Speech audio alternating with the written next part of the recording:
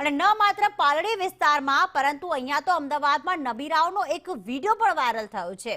ધાબા ઉપર દારૂ અને બિયરની બોટલ સાથે તેઓ દેખાય છે। આ વિડીયો જે છે તેમણે બનાવ્યો, સોશિયલ મીડિયા પર મૂક્યો પણ છે। વેજલપુર ગામનો આ વિડીયો સોશિયલ મીડિયામાં વાયરલ થઈ રહ્યો છે, જેમાં ધાબા ઉપર તેમના હાથમાં દારૂના ગ્લાસ છે, બિયરની બોટલ છે। આ નબીરાઓને પણ કોઈ ડર નથી, કારણ કે પોતાનો વિડીયો અત્યારે વાયરલ થઈ રહ્યો છે અને આ ઝૂમી રહ્યા છે દારૂ હાથમાં લઈને। આખરે આમની પાસે દારૂ આવ્યો ક્યાંથી? તહેવારો અને દારૂની પાર્ટી જાણે કે હવે ગુજરાતમાં પર્યાય બની ગયા છે।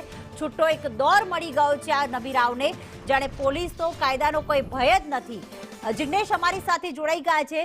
જિગ્નેશ, ક્યાંક ધાબા પર દારૂ પાર્ટી કરવામાં આવી રહી છે બિલ્ડરના પુત્ર દ્વારા, તો બીજી તરફ આ નબીરાઓને જાણે ડર જ નથી।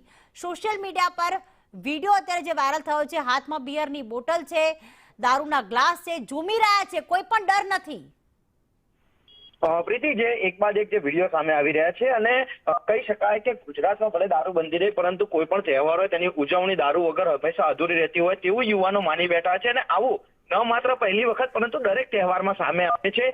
દારૂ પીને છાટકા બનેલા યુવાનો ક્યાંક માથાકૂટ કરે છે, કોઈ જગ્યાએ તલવારો ઉડે છે, તો કોઈ જગ્યાએ વિડીયો વાયરલ થાય છે। ગઈકાલે એક જ દિવસના બે બનાવ સામે આવે છે, જેમાં એક પોલીસે કાર્યવાહી કરી કે જેમાં 16 લોકોની ધરપકડ કરવામાં આવી છે, તો બીજો તરફ એક વિડીયો છે તે અમદાવાદના વેજલપુર વિસ્તારનો છે તે સામે આવ્યો છે કે જેમાં ધાબા ઉપર દારૂની બોટલ, બિયરની બોટલો સાથે યુવાનો નાચી રહ્યા છે અને ઉત્તરાયણની મજા માણી રહ્યા છે। એટલે કે કોઈ પણ તહેવારની મજા માણવા માટે યુવાનો જે નશાનો રસ્તો અપનાવી રહ્યા છે તેના પુરાવા તે પોતે જ પોતાના સોશિયલ મીડિયા પર મૂકી રહ્યા છે। અને આવા જ એક વિડીયો જે સોશિયલ મીડિયા પર વાયરલ થયો છે તેને લઈ વેજલપુર પોલીસે આ નબીરાઓની શોધખોળ શરૂ કરી છે। આ વિડીયો છે તે કયા સમય રેકોર્ડ કરવામાં આવ્યો, જે દારૂનો જથ્થો છે તે ક્યાંથી લાવવામાં આવે છે, તમામ મુદ્દે પોલીસ છે તે અત્યારે કાર્યવાહી કરી રહી છે અને તેમની ધરપકડ બાદ હકીકત સામે આવશે કે હકીકતમાં આરોપી જે દારૂનો જથ્થા સાથે ઝૂમી રહ્યા છે તેઓ આખું પાર્ટીનું આયોજન કેવી રીતે અને કયા કારણોસર કર્યું હતું, તે તમામ જે પોલીસની તપાસ છે તે હકીકત ત્યારબાદ સામે આવી શકે છે। આભાર જિગ્નેશ તમામ વિગતો માટે।